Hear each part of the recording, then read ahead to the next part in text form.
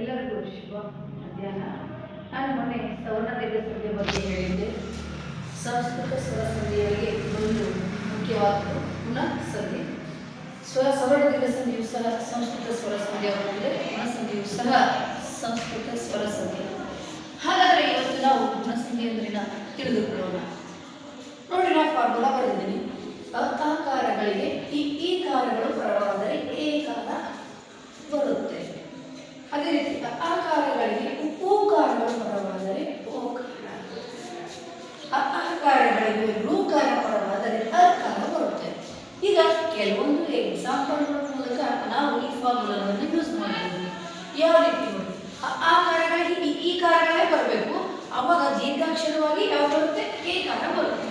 Example ನೋಡಿ, ಸುರ ರ ಅಕ್ಷರವನ್ನು ಸ್ಪ್ಲಿಟ್ ಮಾಡಿದಾಗ ಫಾರ್ಮುಲಾ ಫಸ್ಟ್ ಏನಿದೆ, ಆಕಾರಗಳ ಮುಂದೆ ಈ ಕಾರ ಬಂದಿದೆ, ಇಲ್ಲಿ ಅ ಬಂತು, ಅದರ ಮುಂದೆ ಈ ಕಾರ ಬಂತು, ಅದೇ ಅಕ್ಷರ ದೀರ್ಘವಾಗಿ ಬರುತ್ತೆಯೇ. ಸುರೇಶ.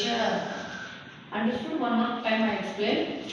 ಆಕಾರಗಳ ಮುಂದೆ ಈ ಕಾರಗಳು ಬಂದಾಗ ಏ ಕಾರ ದೀರ್ಘವಾಗಿ ಬರುತ್ತೆ. ಸುರ ರ ಆಕಾರಗಳ ಮುಂದೆ ಏನು ಬರಬೇಕು, ಈ ಕಾರ ಬರಬೇಕು, ಅದೇ ಅಕ್ಷರ ದೀರ್ಘವಾಗಿ ಏ ಕಾರ ಬರುತ್ತೆ. ಸುರೇಶ. ರೇ ದೇವ ಪ್ಲಸ್ ಇಂದ್ರ ದೇವೇಂದ್ರ. ಸೂರ್ಯ ಪ್ಲಸ್ ಉದಯ. ಇಲ್ಲಿ ನೋಡಿ, ಸೂರ್ಯ ಸೆಕೆಂಡ್ ಫಾರ್ಮುಲಾ ಏನಿದೆ, ಆಕಾರಗಳಿಗೆ ಉಕಾರಗಳು ಪರವಾದರೆ ಓಕಾರ ಆದೇಶಗಳು ಬರುತ್ತೆ. ಸೂರ್ಯ ಅದ್ರ ಮುಂದೆ ಏನೋ ಆಕಾರಗಳ ಮುಂದೆ ಉಕಾರಗಳು ಪರವಾದರೆ ಯಾವುದು ಓಕಾರ ಆದೇಶಗಳು ಬರ್ತದೆ. ಸೂರ್ಯೋದಯ ಓಕಾರ ಆದೇಶವಾಗಿ ಬಂತು. One more time explain. ಸೂರ್ಯ ಪ್ಲಸ್ ಉದಯ ಸೂರ್ಯೋದಯ. ಅದೇ ರೀತಿ ಚಂದ್ರ ಆಕಾರಗಳ ಮುಂದೆ ಏನು ಬರಬೇಕು, ಉಕಾರಗಳು ಪರವಾದರೆ